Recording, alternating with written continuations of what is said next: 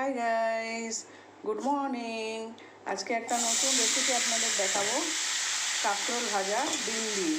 এটা আমার মা খুব করতেন।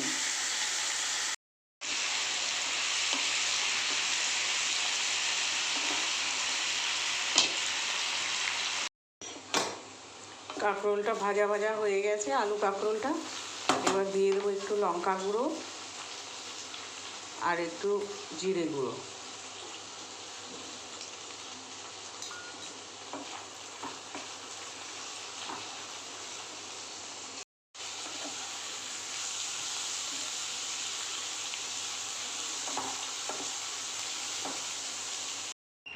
ভাজাগুলোকে তুলে রেখেছি, এবার আরেকটু তেল দিয়ে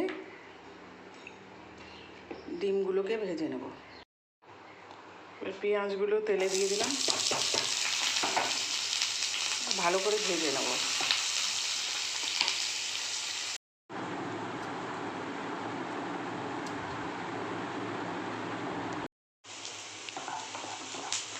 পেঁয়াজটা একটু ভাজা হয়ে গেছে, এবার ডিমগুলো দিয়ে দেবো।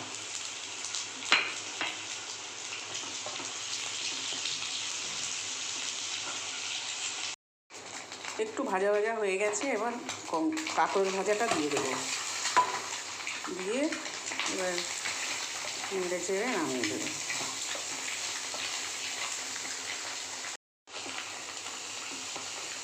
আমার কাঁকরোল ভাজা ডিম দিয়ে রেডি। আমার কাঁকরোল ভাজা। Thank you.